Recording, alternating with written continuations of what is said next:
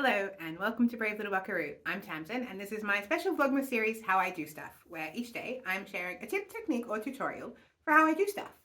Today is a bit of a random one, but I have very strong feelings about ham and cheese toasties and very specific way that I like to make them. So I'm going to show you how I do that today.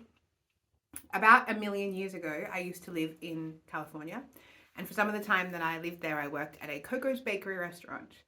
I don't know if they still exist or if they do, what their menu is like these days. But this is a sandwich that was on the menu back in the early 2000s at the San Clemente, California Coco's Bakery restaurant. It was my favorite, and as far as I can remember, this is how they made it there. So I'm going to show you that today. Okay, I'm not sure how this is going to go because my kitchen is a bit of a nightmare and it's not very well lit, but we're going to do our best. So here I have 2 slices of white bread and some butter.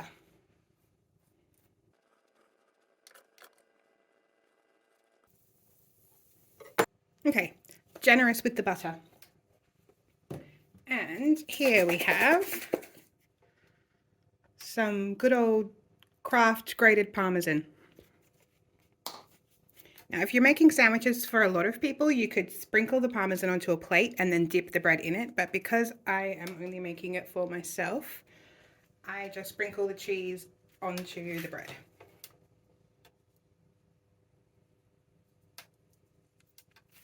So that goes on the butter side.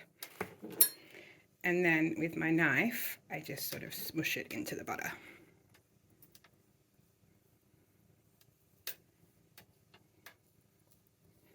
Good sprinkle, and then smush it into the butter so it stays in there. And then 1 butter Parmesan side on the other, right sides together. Now a little bit of Dijon mustard.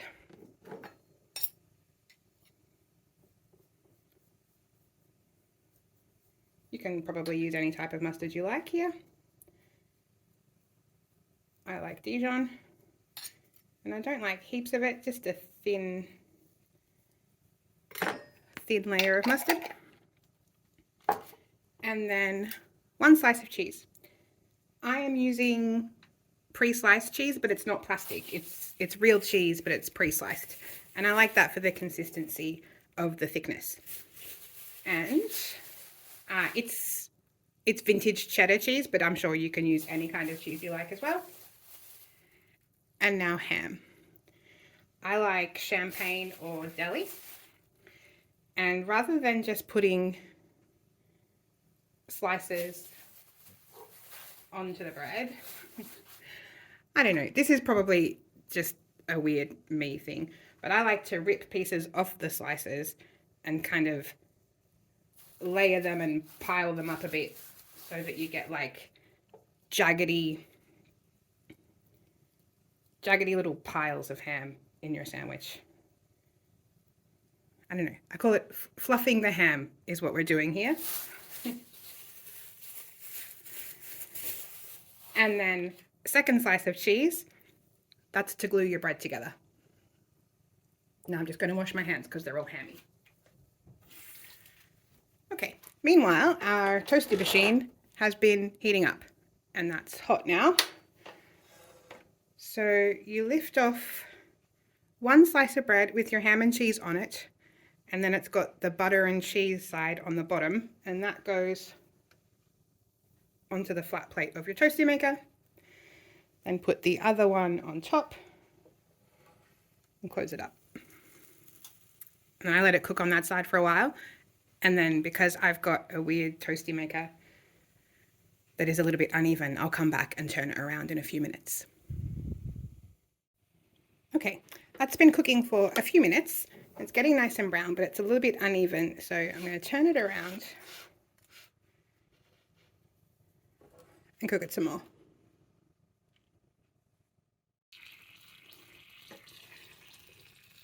And then when it gets all sizzly and brown and cheese starts leaking out of it, that's how you know it's done. You scoop it up and put it on a chopping board to cool down for a second. And then I unplug the toasty machine and I grab a paper towel and a pair of tongs and I just run it under the cold water here next to me quickly. And then while the toasty machine is still very hot, I rub over it with the wet paper towel, and that cleans up any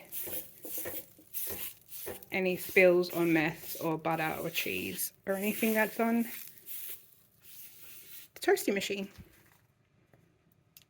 And now that's clean. And now we have a delicious ham and cheese Dijon toastie with a crunchy parmesan crust on it.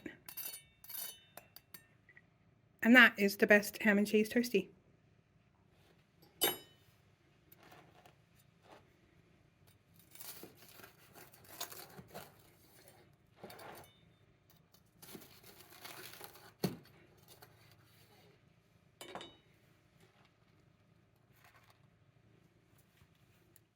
And that's how I make the best ham and cheese toastie. Now, for the record, if I'm making a ham and cheese sandwich that is not toasted, it does not have mustard on it or parmesan cheese. Butter, salt and pepper only, that's all. Chicken sandwiches have mayonnaise and beetroot and grated carrot if you're feeling fancy. And always cheese. Cheese on everything. That, in my opinion, my highly respected sandwich opinion. Anyway, please let me know in the comments below, what is your favorite sandwich? I would love to know. And I will come back tomorrow with hopefully something a little bit less weird. All right, I love you. Bye.